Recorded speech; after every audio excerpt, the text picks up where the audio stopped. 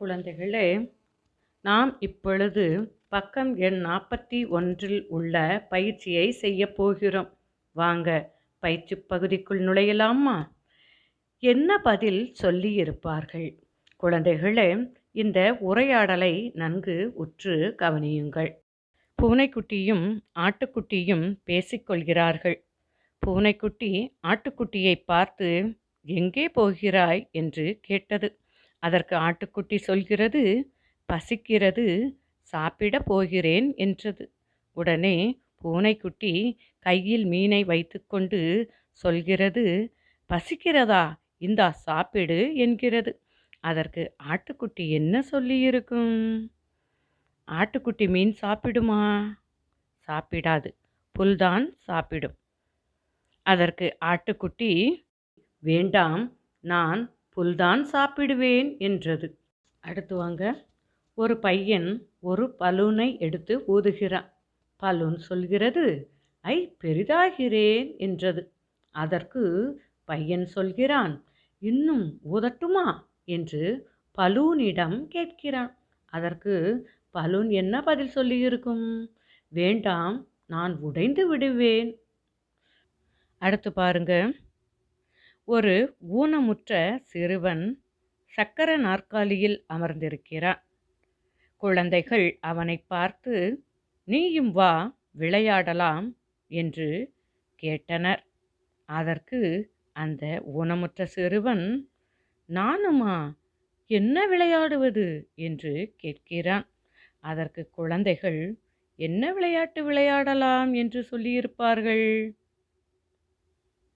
சொல் விளையாட்டு விளையாடலாமா என்று அவனிடம் கேட்டனர். அதற்கு அந்த சிறுவன், ஓ விளையாடலாமே என்று சந்தோஷமாக பதிலளிக்கிறான். குழந்தைகளே, இந்த உரையாடலை நன்றாக கவனித்திருப்பீர்கள் என்று நினைக்கிறேன். வாங்க அடுத்த பயிற்சிக்கு செல்வோமா? குழந்தைகளே, நாம் இப்பொழுது பக்கம் எண் 42 உள்ள பயிற்சியை செய்ய போகிறோம். வாங்க, யார் என்ன செய்கிறார்கள்? குழந்தைகளே, இந்த படத்தினை நன்றாக உற்று நோக்குங்கள். நன்றாக பார்த்தீர்களா? முதல் படத்தை பாருங்கள். முதல் படத்தில் சிறுமி நன்றாக தூங்கிக் கொண்டிருக்கிறாள்.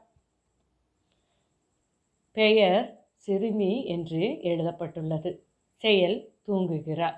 இதே போன்று எல்லா படத்திற்கும் பெயரையும் செயலையும் நாம் எழுதப் போகிறோம். வாருங்க. இரண்டாவது படத்தை பாருங்க. வானில் பட்டம் அழகாக பறந்து கொண்டிருக்கின்றது. பெயர் பட்டம். செயல் பறக்கின்றது என்று எழுத வேண்டும். வாங்க கீழே.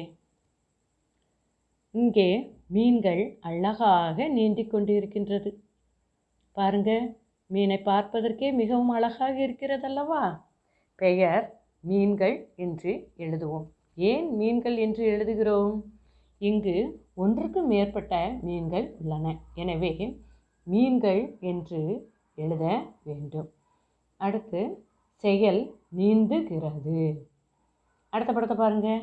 சிறுமி அழகாக பாட்டு பாடுகிறாள். பாருங்க, இதற்கு கீழே பெயர் சிறுமி என்று எழுத வேண்டும். செயல் என்ன எழுதலாம்? பாடுகிறாள் என்று எழுத வேண்டும். அடுத்து வாங்க. ஒரு சிறுவன் நாற்காலில் அமர்ந்து அழகாக எழுதி கொண்டிருக்கிறான். பெயர் சிறுவன் என்று எழுத வேண்டும். செயல் எழுதுகிறான். வாங்க அடுத்த படத்தை பாருங்க. இந்த படத்தை பார்த்தவுடன் எல்லோருக்கும் சந்தோஷமாக இருக்கிறதல்லவா? ஏன் சந்தோஷமாக இருக்கிறது? எல்லோரும் பூங்காவில் விளையாடி கொண்டிருக்கிறார்கள். விளையாட்டு என்றால் அனைவருக்கும் பிடிக்கும் தானே? பெயர் குழந்தைகள். பெயர் குழந்தைகள். ஏன் குழந்தைகள் என்று எழுதுகிறோம்? இங்கு நிறைய குழந்தைகள் உள்ளனர். எனவே பெயர் குழந்தைகள் என்று எழுதுகிறோம். செயல் விளையாடுகிறார்கள். குழந்தைகளே, இந்த பயிற்சியின் மூலம் பெயரையும் செயலையும் தெளிவாக படிக்கவும் எழுதவும் கற்றுக்கொண்டோம்.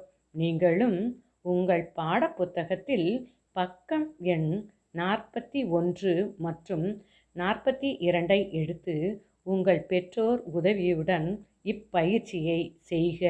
நன்றி.